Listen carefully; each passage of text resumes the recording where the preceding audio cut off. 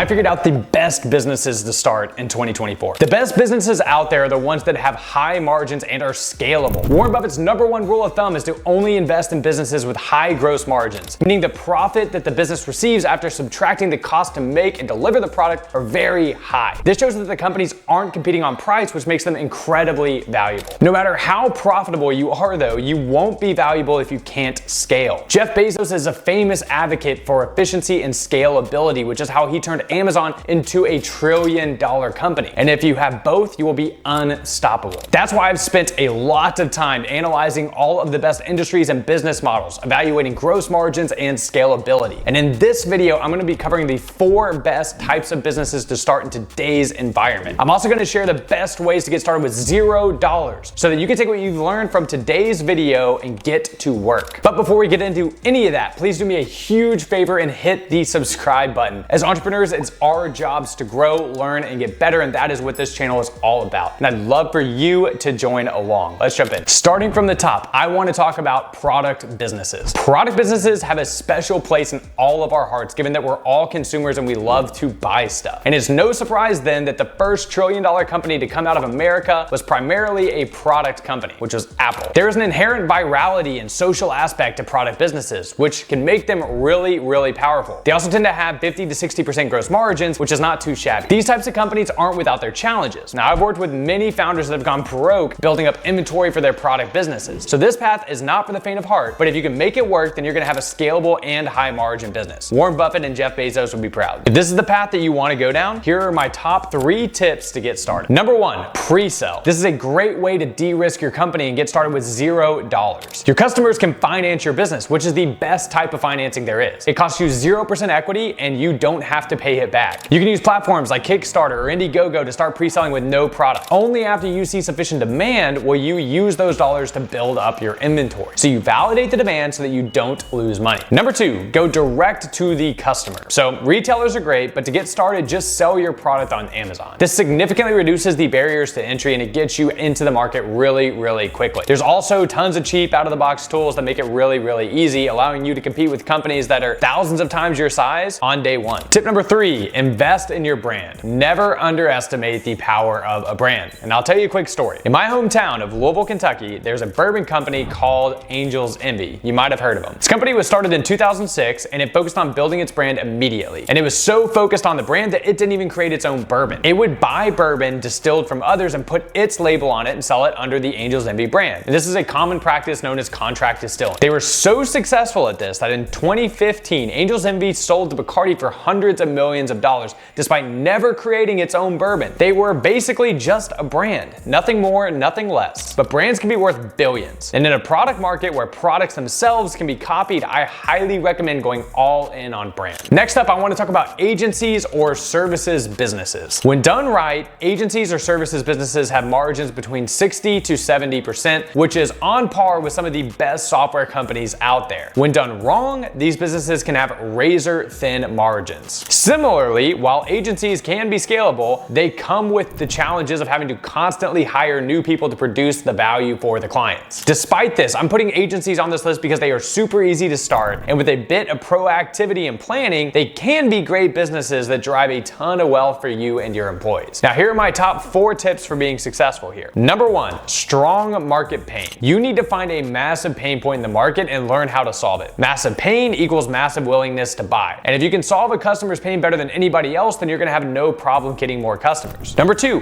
productize your services. Don't get in the business of selling your time. Instead, sell outcomes. Alex Hormozi talks about this in his book, $100 Million Offers. You wanna anchor on the value that you provide, aka the outcome, instead of the number of hours that you give the client. Pricing on hours is a race to the bottom. Pricing on value allows you to be strategic and sell to the right customers. Number 3, reoccurring revenue. Offer ongoing services to build a steady revenue base. This is going to allow you to have more predictable model, which makes cash planning and hiring that much easier. And what's more, potential acquirers and investors will value reoccurring revenue much higher than non-reoccurring revenue. Number 4, scale with systems. Because services businesses are harder to scale, be proactive and use that knowledge to your advantage. Get creative on how you can scale. So create playbooks, checklists, and resources that make it easy for anybody to step into your business and take over. When you get really good, you might even be able to outsource most of your work overseas at a fraction of the cost. cost. Next up, we have coaching and consultation. Coaching, consulting, or online training courses have margins between 70 and 80%. This is a field that is becoming really popular, and it's really needed. The number of entrepreneurs in the US has grown by roughly 33% from 2001 to 2021. With more people starting businesses comes more people who need help starting businesses. Now, here are my top 3 tips to thrive here. Tip number 1, sell your expertise. Allow people to pay you for the advice. To do this, you must first become the type of person that's worth paying for. So master your craft by learning as much as possible, then charge for what you've learned. Number 2, strategy. As you're learning, share all of your knowledge freely. If you make the education free, people are gonna pay for the implementation. And this is especially true in a competitive market. If you can establish yourself as a thought leader in your space, people will pay more to work with you because they trust you. And by giving all of your secrets away for free, your audience is gonna feel grateful for all of your help, despite the fact that you've never actually met. Number 3, you wanna build a community. So create opportunities for your clients to connect and learn from each other. This is going to add to the immense value and keeps them engaged. And this is gonna increase your stickiness factor. With humans being inherently social creatures, we don't like to leave groups that we feel emotionally bought into. Finally, we have business number 4, which are software businesses. Software businesses have gross margins between 80 and 90%, making them the highest margin and most scalable on this whole list. New customers cost almost nothing once the software is built, which is why software businesses tend to be valued so highly. The key here is to build a sticky product that solves a real problem. If all of your customers leave you because you aren't producing enough value, then your software business will be impossible to scale. Here are my 3 tips to make a successful software business. Number 1, sticky product. Solve must-have problems, not nice-to-have ones. Remember this, you can't outsell a high churn rate in the long run. If you're always having to replace your customers, you're gonna be on a never-ending treadmill. Number 2, pick a boring industry. Target industries that aren't always chasing the latest trends. I'm always amazed learning about these million-dollar companies that solve incredibly niche problems for incredibly boring industries. Most of the competition is in the spotlight, so pick something that's off the beaten path and deliver as much value as you possibly can. Number 3, first-time user experience. Ensure a smooth onboarding process to get users hooked quickly. Every experience in your product should reinforce the user that they have made the right choice. They are on the correct path to have their pain solved. I call it the breadcrumb trail of value. You don't have to solve all of their problems all at once, but you gotta make it clear that your customers are on the right path to solving their pain. And now that you know the best businesses to start in 2024, click this link to know whether to take your new business through an accelerator. And if you found this useful, please like this video, subscribe to the channel, and hit the bell. Education is the best way to stay informed and ahead of the competition. And of course, if you want to learn more and continue to grow as an entrepreneur, please be sure to check out my other videos. We put out helpful content every single week. Until then, keep building. We'll talk soon.